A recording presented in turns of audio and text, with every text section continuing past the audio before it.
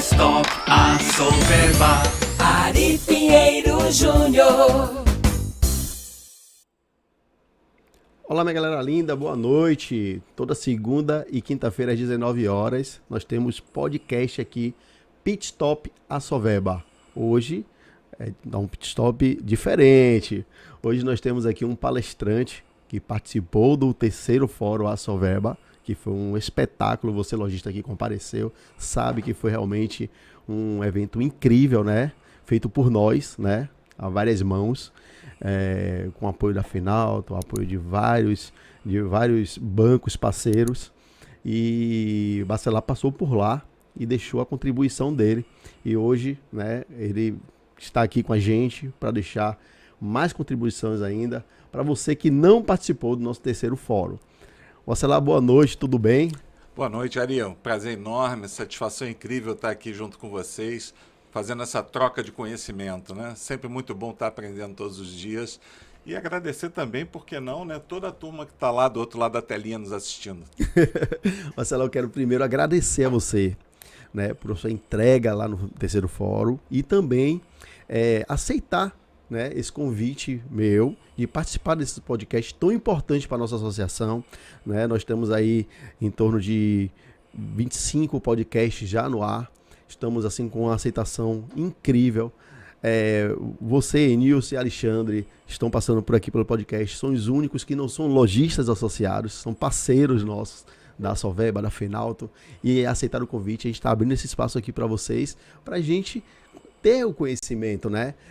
Saber, você é um grande estudioso, você é um cara que está sempre à frente do mercado, é um consultor automotivo, né? E assim, muito obrigado mesmo por você aceitar o nosso convite.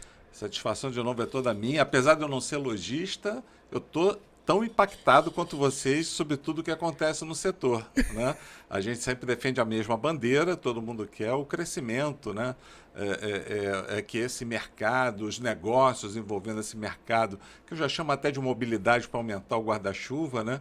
Eles sejam muito bem-sucedidos, e eles têm tudo para ser muito bem-sucedidos aqui no Brasil. Para quem não foi no fórum, né, no terceiro fórum a Soberba, quer conhecer um pouquinho quem é Bacelar, o seu histórico, a sua história, o seu currículo, conta aí pra gente. Olha, eu sempre digo que você fazer um resumo de 40 anos é um desafio em si só, né? Mas tentando aqui ser bem sintético, né? Tentando me ater principalmente à parte automotiva dessa minha trajetória. Bom, eu tenho formação em tecnologia. Ótimo. Né? O que tem tudo a ver com o mercado de automóveis, né, dos últimos anos, com esse embarque tecnológico nos produtos. Eu tenho mestrado em administração de empresas, o qual eu aplico bastante nessas discussões estratégicas junto à indústria como um todo, especialmente as montadoras e as entidades, como a própria Fenalto também, muitas discussões de alto nível sobre estratégia desse setor futuro. Eu fui durante muitos anos o líder para a indústria automotiva de uma Big Four grande aqui do Brasil. Eu sou bastante reconhecido pelas pesquisas automotivas que eu conduzi durante muitos anos. Bacana. Particularmente as pesquisas nacionais de 2019 e 2021, essas duas do ramo de automóveis, propriamente dito. E esse ano eu tive uma honra incrível de conduzir a primeira pesquisa sobre o mercado de caminhões brasileiro. Nunca haviam feito uma pesquisa dessa.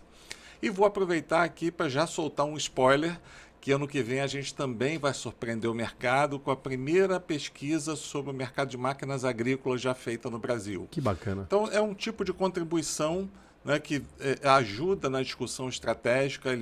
Normalmente essas pesquisas chegam exatamente no momento do ano onde as empresas do setor já estão fazendo uma discussão estratégica para os próximos anos. Foi mais ou menos uma tônica do que eu conversei com vocês lá durante o evento. Então, essa é uma parte importante.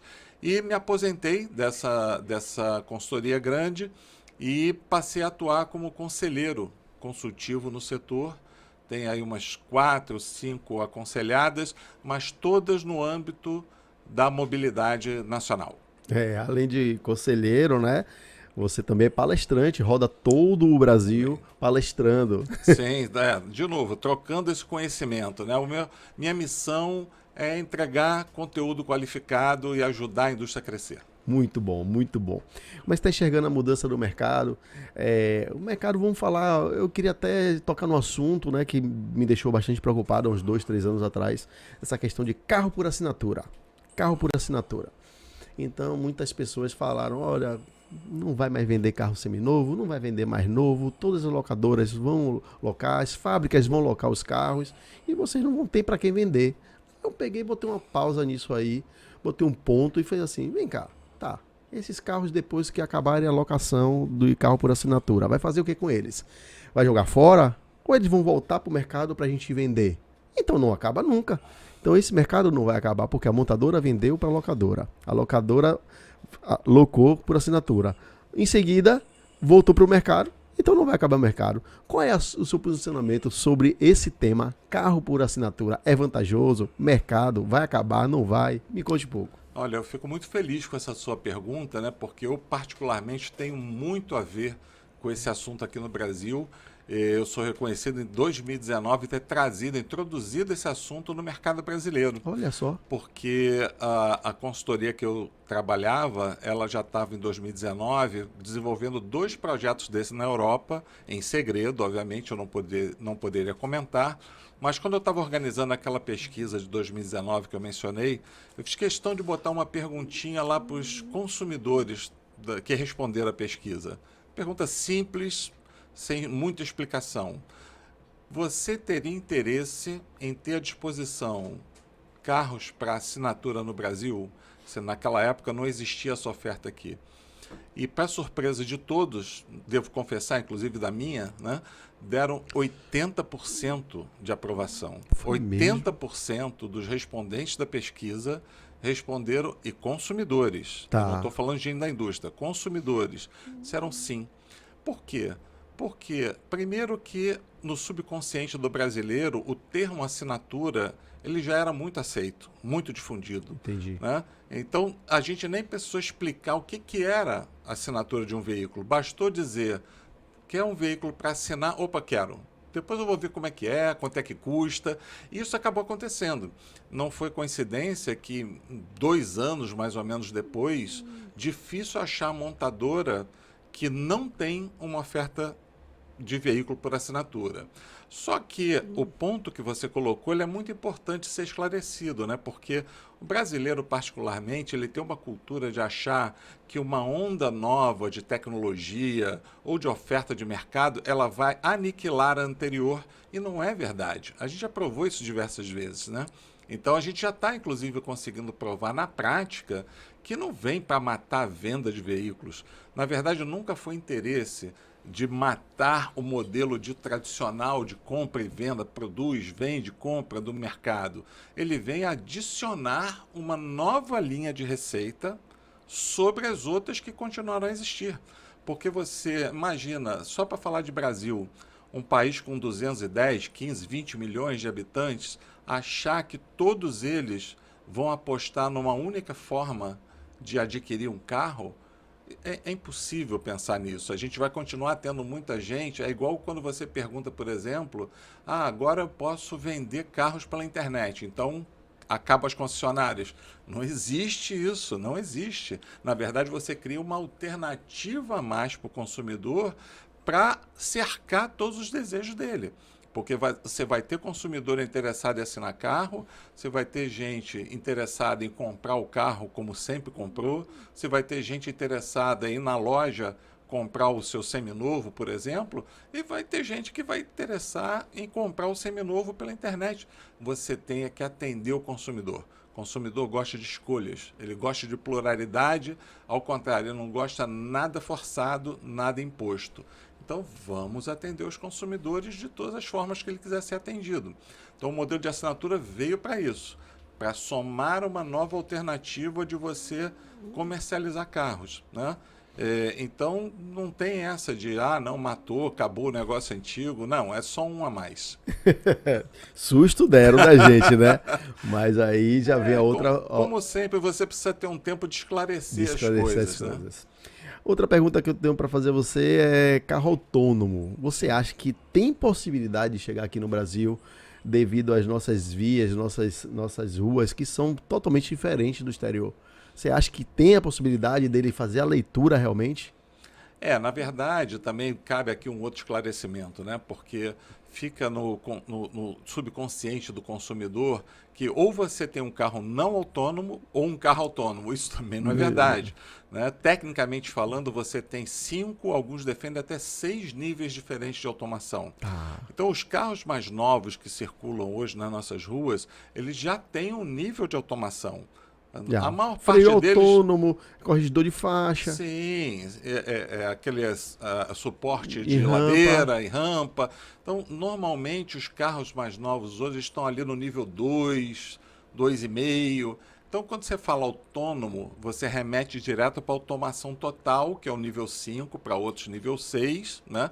Que um dia vai chegar. Obviamente, esse nível de automação, ele necessita de muitos pré-requisitos, principalmente de infraestrutura, alguns ainda de tecnologia, mesmo nos grandes centros. Eu já visitei isso em São Francisco, na Califórnia, eu já visitei em Xangai, na China, grandes centros de testes de veículos autônomos, e ainda são testes, né? Esses carros não são soltos na rua, até porque existe uma outra questão muito severa, que é você compartilhar o mesmo espaço físico entre carros 100% autônomos e outros não tão automatizados.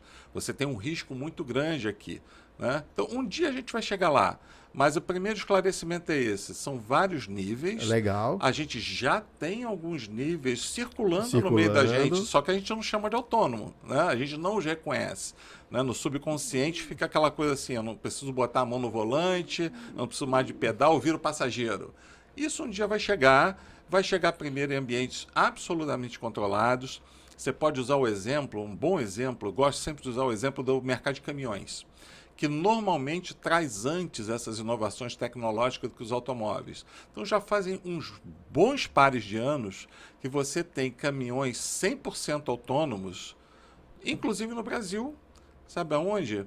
Em mineração. Sim. Então, aqueles grandes campos de mineração, Vale do Rio Doce, tem caminhões lá que se olha, não tem. No campo, no nosso agronegócio, você tem vários equipamentos, máquinas agrícolas, rodando, que não tem nem mais a cabine. Aquele espaço onde fica, não tem mais, não tem mais. Legal. Aí você fica olhando assim, pô, tá faltando alguma coisa. Tá.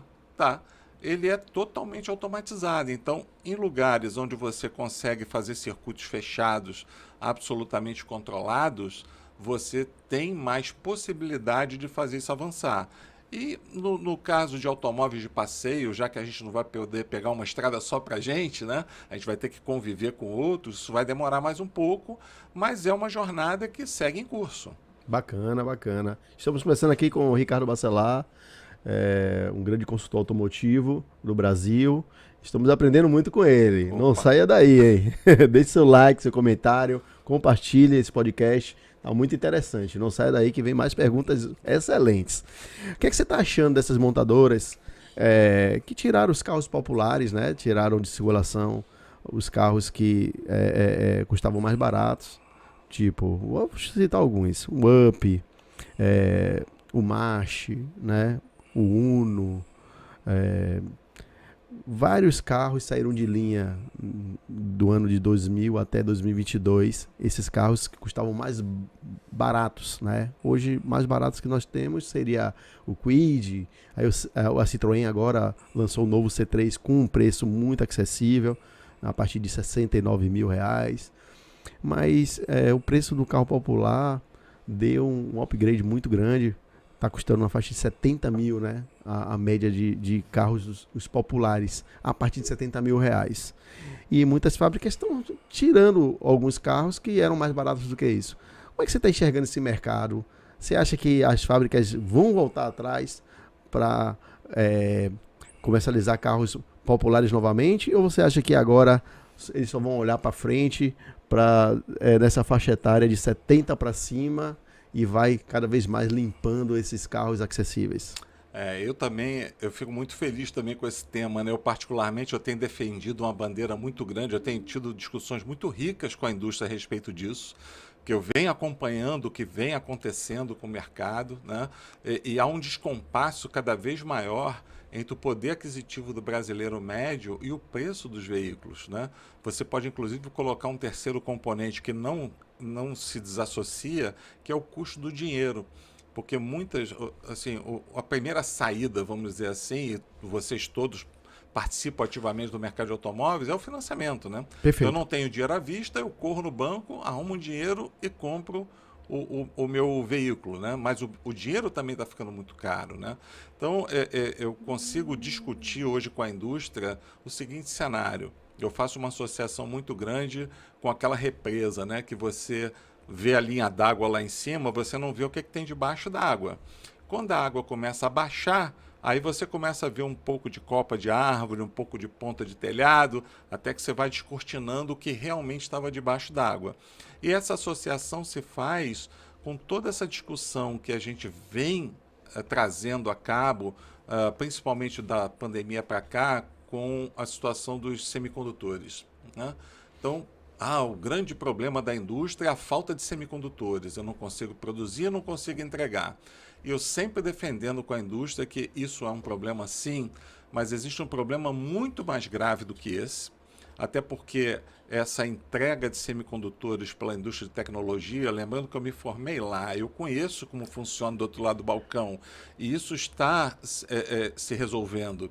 O grande problema, mais grave para mim, é o empobrecimento do brasileiro em média, né? Porque eu venho acompanhando de lupa essa questão, principalmente no que diz respeito ao mercado de usados, né? Porque você consegue observar o seguinte, de dezembro de 2019 até julho de 2022, esse ano, tá? O nível de renda médio do brasileiro caiu 11,2%. Imagine. Vamos arredondar para 11%. Enquanto que a Selic, na mesma janela, ela subiu de 2 para 14%. Também fazendo uma conta redonda. Quando você soma 14 para cima com 11 para baixo, dá 25%.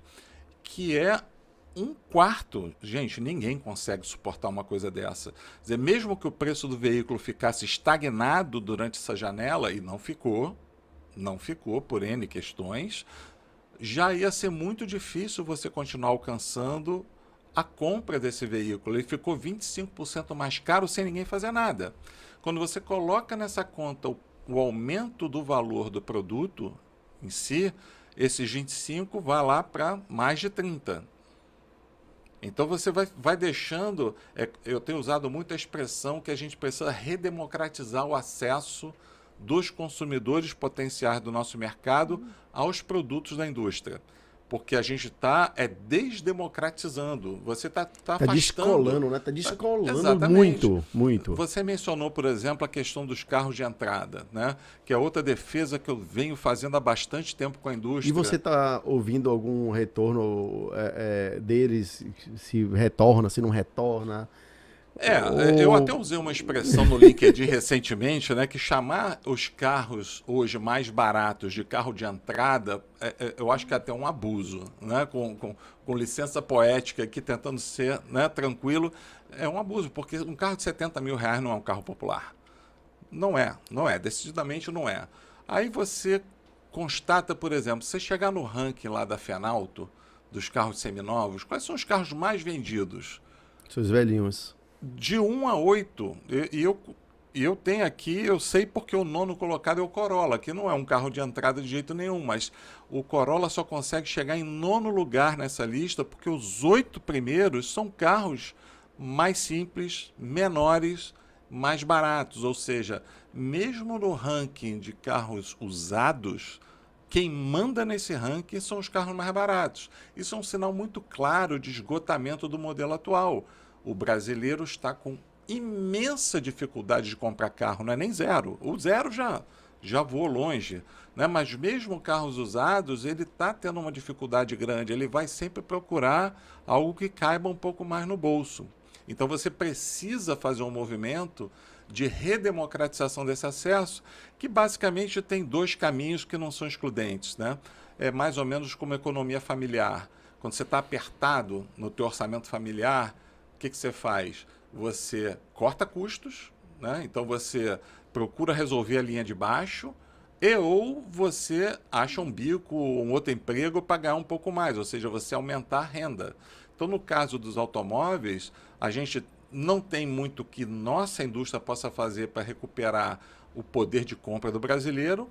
Quem dera que a gente tivesse esse poder. Já pensou? Não temos, né? Não temos, isso fica no andar de cima do nosso, mas a gente tem condição de tomar algumas atitudes para reduzir o preço dos veículos. Então, você mesmo citou o caso do Citroën, né? Então, já houve uma sinalização ali de entendimento de que realmente a indústria precisa fazer alguma coisa. Ainda é pouco, mas pode fazer. Outra sinalização, né? Não é público ainda, não posso citar a montadora, mas ela já trabalha com a hipótese de trocar o infotainment, o antigo kit multimídia, né? Para quem tem cabelo branco, era kit multimídia. Trocar ele por uma coisa mais simples, porque aquilo encarece muito. Embarque de tecnologia faz o carro custar mais caro. Agora, você tem 2 tipos de embarque de tecnologia. Você não tem como fugir, que é o regulatório. Então, qualquer embarque de tecnologia ligado à redução de emissões ou a você tornar o motor, a motorização mais eficiente, né, dando mais segurança para o condutor e seus familiares, isso é regulatório. A gente tem o Rota 2030 que estabelece as ondas lá, as metas têm que ser atingidas. Então, isso é inegociável, né? Agora, você tem um embarque de tecnologia que é meio que acessório, né? Então, você abriria... Eu fiz uma enquete no LinkedIn exatamente sobre isso. Se as pessoas abririam mão de itens que não fossem, obviamente, ligados à segurança e emissões para poder comprar o carro mais barato. E aí? Deu 50% sim. Pronto, aí eu faço a pergunta. Se voltasse o carro 2 portas, voltasse o carro com vidro manual, carro que fechasse a porta somente, travasse as duas, né? Mas não tivesse alarme, pelo menos tivesse ar e direção, e o som a pessoa colocava por fora, um básicozinho de R$180. Aqueles positronzinho, ou então um Pioneerzinho de R$180, que pega só pendrive e música de AM/FM. Será que não venderia? Voltar um Uno de novo, aquele Uno quadrado, vamos lá atrás, um Uno quadrado, 2 portas, vidro manual, e colocasse um carro desse em torno de, vamos dizer, R$25 mil. Será que a montadora não ganharia dinheiro e não ia explodir na venda, ia ser o carro mais vendido no Brasil, sem dúvida nenhuma? Ia quebrar as lojas seminovas? Eu acho que não. Assim, vamos lá, né, por partes. É difícil você bater o martelo em cima de um preço, porque é inegável que o custo de produção... Eu fui logo no preço, né? Não, mas não, é óbvio, né? A gente, quanto consumidor, nós temos o chapéu de consumidor aqui, a gente não pode esquecer disso, né? Mas o fato é que o custo de produção de um automóvel, ele subiu muito, as commodities subiram, né? Você tem as pressões regulatórias que eu acabei de mencionar. Então, por exemplo, vamos voltar ao Uno. Esse Uno hoje não seria igual ao Uno de 10 anos atrás. Porque esse Uno hoje, ele tem que ter motor mais eficiente, ele tem que reduzir a emissão dele, ele tem que ter um monte de itens de segurança que há 10 anos atrás não tinham. Então, produzir um Uno hoje encareceu. Mas você pode sim lançar mão de outros artifícios. Então, esse Uno novo poderia não ter um retrovisor rebatível, né? Poderia não ter um assento elétrico, ele poderia não abrir mão de alguns acessórios que não são presos a nada de regulação, que isso é lei, não tem como mexer, mas caberia espaço de você colocar no mercado um veículo mais acessível economicamente. Quanto mais acessível, a única verdade que eu posso dizer é com valor menor que o de hoje. E eu vou te citar um outro exemplo aqui. Ano passado, eu tive a oportunidade de assistir um laboratório de uma montadora que estava propondo trocar o kit multimídia ou infotainment para um local onde você encaixasse o seu celular, o seu smartphone, e o seu smartphone faria o papel do infotainment. Ora bola, se você já tem um infotainment, o custo é 0. Você já aportou esse custo. A única coisa que você faria é encaixar como se fosse um carregador. Exatamente. E ia ter um acabamento bacana. E vamos combinar, tem infotainment hoje que tem telas razoavelmente grandes, né? Então, se você pudesse encaixar ele ali, você teria todos os recursos, você teria som, teria acesso às mídias, aos aplicativos. O que você está falando é você encaixa seu celular no própria tela de um multimídia e seu celular transmitiria para o multimídia. No local, fisicamente, tem lá um compartimento onde você Encaixou, encaixa ele e ia transmitir para uma tela maior. Exatamente. Pô, ia ficar fantástico. Ou usaria a tela do próprio smartphone para isso. Pode ser também. Né? Então são pequenos exemplos, mas assim, no final do dia a gente percebe que a indústria está cada vez mais sensível a essa necessidade, né? Porque, bom, o negócio deles é produzir e vender. Não é só produzir, né? Tem que produzir e vender. Não adianta só produzir. Então, se você bate lá na ponta e percebe que o teu potencial consumidor não está conseguindo te alcançar, é teu papel proporcionar o que for possível para que você seja alcançável de novo. Ou redemocratizar o acesso aos produtos da indústria. O tempo passa rápido, viu? Já chegamos ao nosso tempo, esgotou nosso tempo. Eu quero agradecer a você que está nos assistindo. Manda um like, manda comentário, compartilha esse vídeo, esse podcast Pit Stop é só verba para todos os amigos. Vamos viralizar, porque está realmente fantástico. Eu quero agradecer a você, Ricardo Bacelar, primeiro pela aula que você deu lá no nosso terceiro fórum da Solverba e aqui mais esclarecimentos falando muito do mercado. Fiquei muito feliz. Você viu que a coisa fluiu e a gente conseguiu aí. Se tivesse mais 2 horas, a gente estaria aqui e ia ter assunto. Porque assunto não falta. Sem dúvida. Cara estudado, um cara que entregou a vida para o setor automotivo. Tem muito a entregar para a gente. Muito obrigado por você estar participando com a gente aqui. Fiquei muito feliz.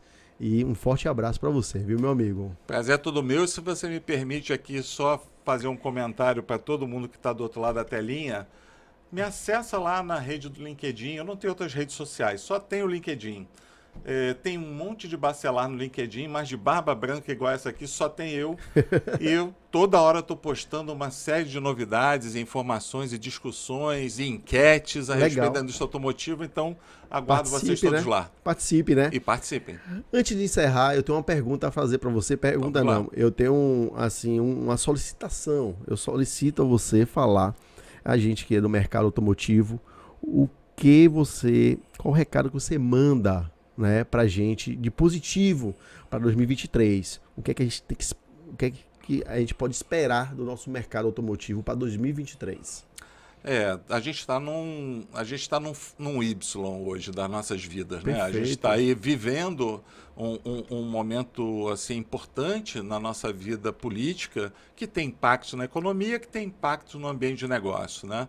Então, o que eu procuro sempre dizer, e falei isso lá no evento, né? Você tem que estar muito atento à movimentação, principalmente dos indicadores macroeconômicos, porque eles é que influenciam o nosso ambiente de negócio. Então, sem citar todos aqui, sendo bastante rápido, né? Você tem que estar de olho no câmbio. Você tem que estar de olho no nível de empregabilidade, porque quem não tem emprego não compra carro. Você tem que estar atento a toda a movimentação do custo do dinheiro. Qualquer movimento que o governo, seja A ou B, aqui eu não vou fazer juízo de valor, mas qualquer um deles que se movimentar por o dinheiro custar mais caro, pior para o nosso negócio. Movimentar para ele ficar mais barato, melhor para o nosso negócio. Perfeito. Previsibilidade. Ninguém investe tanto dinheiro na compra de um veículo se ele não tiver uma clara noção do que vem pela frente. Então, o mínimo de previsibilidade também ajuda o nosso negócio. Você dá confiança para o consumidor. E isso puxa o último item que eu vou falar aqui de uma lista enorme, que é o nível de confiança do consumidor, que é medido pelo IBGE. Então, quanto maior for o nível de confiança, mais chance do consumidor tomar a decisão de que eu vou comprar meu próximo carro. Perfeito. É tudo que a gente quer. Perfeito, perfeito. Conversamos aqui com o Ricardo Bacelar. Não esqueça, segunda e quinta às 19 horas estamos aqui novamente. Um forte abraço a todos e até a próxima, se Deus quiser. Até a próxima.